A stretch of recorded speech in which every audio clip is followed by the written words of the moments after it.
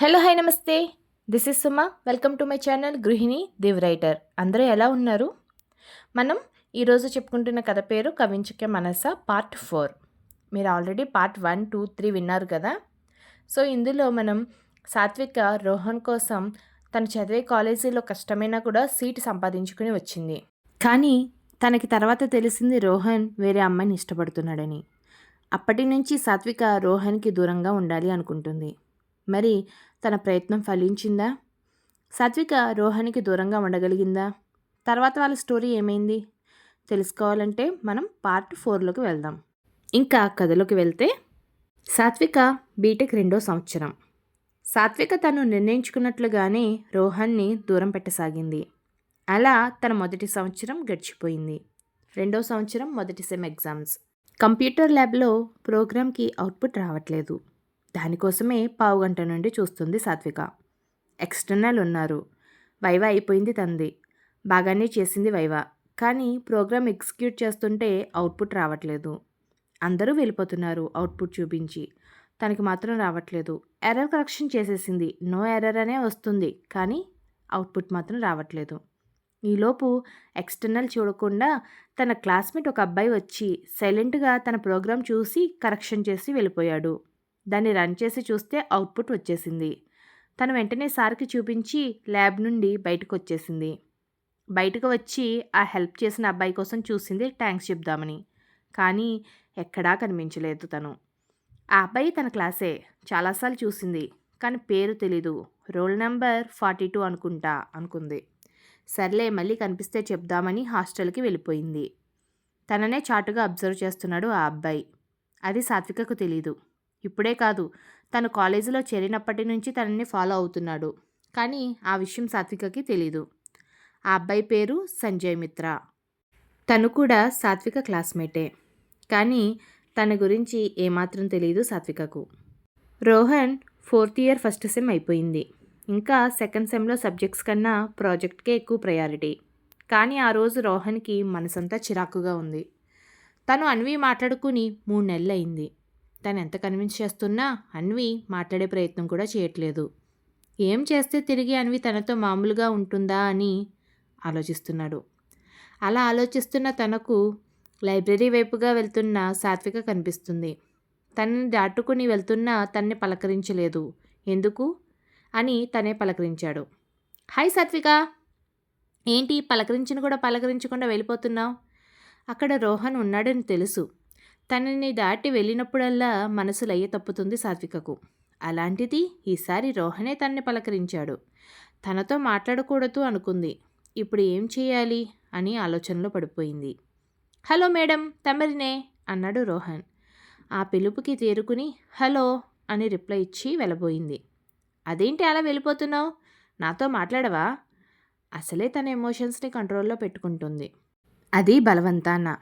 ఇప్పుడు ఇలాంటి సిచ్యువేషన్ ఎలా హ్యాండిల్ చేయాలి? మళ్ళీ మాట్లాడడం స్టార్ట్ అయిందంటే తనని తను కంట్రోల్లో పెట్టుకోగలదా?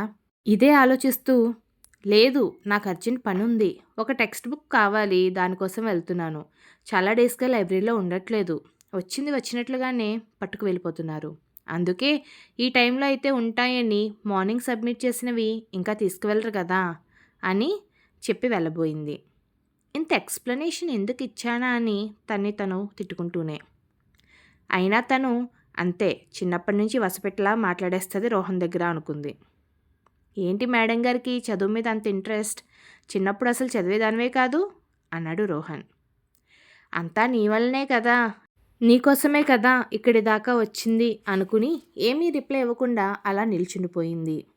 ఏంటి మోగనం ఏమైనా పట్టావా? గలగలా మాట్లాడేదానివి, ఇప్పుడు నేను ఇంత మాట్లాడుతున్నా ఏమీ మాట్లాడట్లేదు నువ్వు అన్నాడు. అలా ఏమీ లేదు రోహన్, చిన్నప్పుడు వేరు పెద్దయ్యాక వేరు కదా.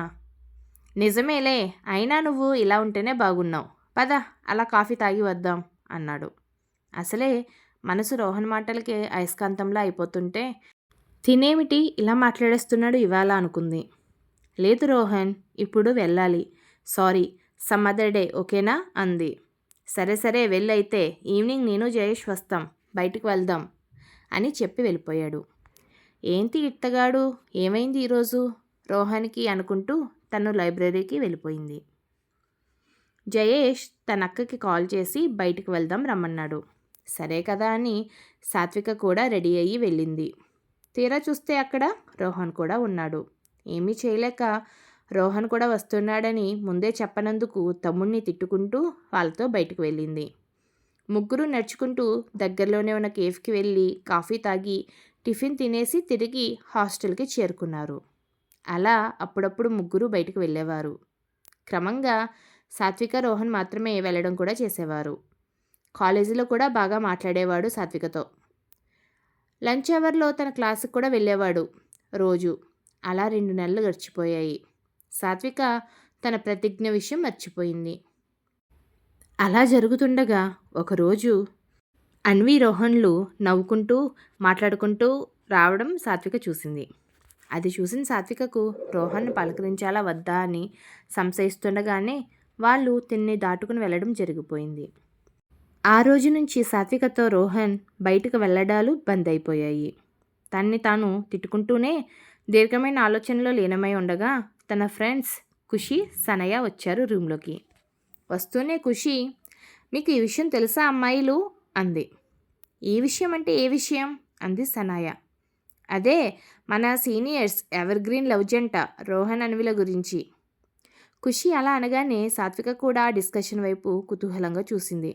ఈలోపు సనయ్య, తెలీదే, ఏమైందో నువ్వే చెప్పు అంది. అదేనే, మన సీనియర్స్ ఇద్దరు గొడవపడి కొన్నాళ్ళు దూరం ఉన్నారంట. రోహన్ ఎంత ట్రై చేసినా కూడా అన్వి మాట్లాడలేదంట. కానీ ఏమైందో ఏమో ఇప్పుడు ఇద్దరూ కలిసిపోయారంట అని చెప్పింది. ఎందుకు అది సాత్వికకి అర్థమైపోయింది. తన మనసంతా కూడా పాడైపోయింది. ఫ్రెషర్స్ అందరూ సీనియర్స్ ఇచ్చే వెల్కమ్ పార్టీ కోసం ఎక్సైటింగ్గా ఉన్నారు. వాళ్ళకి ఫస్ట్ సెమ్లో జరగాల్సింది కొన్ని కారణాల వల్ల సెకండ్ సెమ్లో పెట్టారు. 4th ఇయర్స్, 3rd ఇయర్స్ ఇచ్చే సెండ్ ఆఫ్ పార్టీ హడావిడిలో ఉన్నారు. ఈ హడావిడిలో ఉండగా ఒకరోజు సాత్వికను చూశాడు రోహన్. హే సాత్విక, ఇలారా అన్నాడు. అటువైపు వెళ్ళడం ఇష్టం లేకపోయినా ఎందుకో అటు వెళ్ళింది. తనకి అన్విని పరిచయం చేశాడు రోహన్. అన్వికి తాను చిన్నప్పుడు ఫ్రెండ్ అంటూ పరిచయం చేశాడు సాత్వికను. ఇద్దరు హాయ్ చెప్పుకున్నారు. అలా మాట్లాడుకుంటూ సాత్వికతో అన్నాడు రోహన్. సాత్విక, ఈరోజు మేము ఇలా ఉన్నామంటే నీ వల్లే తెలుసా. నేను అన్వి గొడవపడి మాట్లాడుకోలేదు కొన్ని నెలల పాటు. అబ్బో, పెద్ద గొడవది. ఎంత ట్రై చేసినా అన్వి కరుణించలేదు. తర్వాత నీతో నేను క్లోజ్గా మూవ్ అవ్వడం చూసి తట్టుకోలేక తనే మాట్లాడేసింది నా దగ్గరికి వచ్చి. Thanks a lot, really thanks to you అన్నాడు. It's okay, happy to see you both అనేసి వెళ్ళిపోయింది సాత్విక. ఇంకా ఏదో మాట్లాడదామనుకున్న రోహన్ సాత్విక ఎందుకు అలా వెళ్ళిపోయిందో అర్థం కాక తన వైపే అలా చూస్తూ ఉండిపోయాడు. మరి ఈ పార్ట్ మొదట్లో చెప్పుకున్న సంజయ్ మిత్ర ఎవరు? సాత్విక పరిస్థితి ఏంటిప్పుడు? రోహన్ తన స్వార్థం కోసం సాత్వికను పావును చేశాడా? తెలుసుకోవాలంటే వేచి చూడండి కవించికే మనస పార్ట్ 4 కోసం. మీకు నా కథలు నచ్చాయని ఆశిస్తున్నాను. మీకు కనుక నా స్టోరీస్ నచ్చితే తప్పకుండా నా ఛానల్ని సబ్స్క్రైబ్ చేసుకోండి. అలాగే పక్కనే ఉన్న బెల్ ఐకాన్ కూడా క్లిక్ చేస్తే నేను ఎప్పుడు కథలు పెట్టినా మీకు వెంటనే నోటిఫికేషన్స్ వస్తాయి. మళ్ళీ నెక్స్ట్ పార్ట్లో కలుసుకుందాం. అంతవరకు సెలవు. Thank you for watching.